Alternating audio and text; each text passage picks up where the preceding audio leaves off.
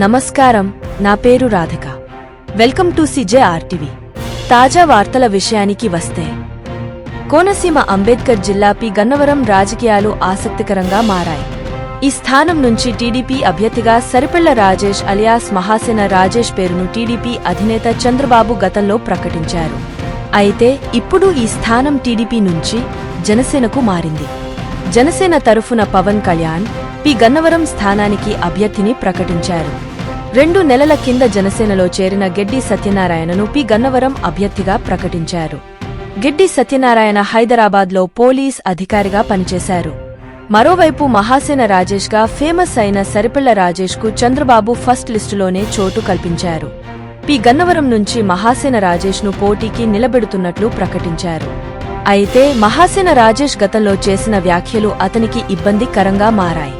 బ్రాహ్మణులు, హిందువులకు వ్యతిరేకంగా మహాసేన రాజేష్ వ్యాఖ్యలు ఉన్నాయని, ఆయనకు టికెట్ ఇవ్వొద్దంటూ స్థానిక నేతల నుంచి తీవ్ర వ్యతిరేకత వ్యక్తమైంది.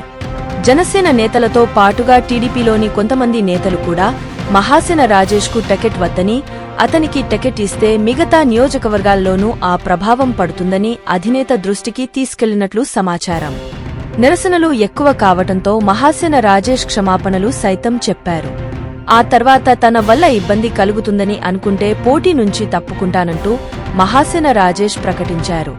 రాజేష్ ప్రకటన వెలువడి 15 రోజులు గడుస్తున్నా కూడా అధిష్టానం వైపు నుంచి ఎలాంటి క్లారిటీ లేకపోవటంతో పి గన్నవరం టికెట్ ఆయనకేనన్న వార్తలు కూడా వచ్చాయి. అయితే ఊహించని విధంగా చంద్రబాబు నిర్ణయం తీసుకున్నారు. పి గన్నవరం టికెట్ను జనసేనకు కేటాయిస్తూ నిర్ణయం తీసుకున్నారు. దీంతో జనసేన తరఫున గెడ్డి సత్యనారాయణను పవన్ కళ్యాణ్ అభ్యర్థిగా ప్రకటించారు. IVRS సర్వేల ఆధారంగా గెడ్డి సత్యనారాయణను అభ్యర్థిగా ప్రకటించారు. మరోవైపు మహాసేన రాజేష్ 2019 ఎన్నికలప్పుడు రాజేష్ వైసీపీకి అనుకూలంగా వ్యవహరించారు.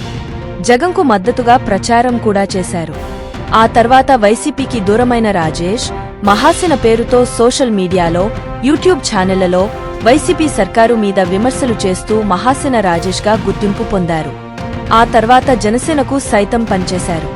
సుమారు ఏడాది కిందట టీడీపీలో చేరిన మహాసేన రాజేష్కు చంద్రబాబు తొలి జాబితాలోనే సీటిచ్చారు. కానీ గతంలో చేసిన వ్యాఖ్యల కారణంగా మహాసేన రాజేష్ తన సీటును కోల్పోవాల్సి వచ్చింది. మరొక తాజా వార్తలతో మీ ముందుకు మళ్లీ వస్తాను. అంతవరకు సెలవు. CJRTVని సబ్స్క్రైబ్ చేయండి.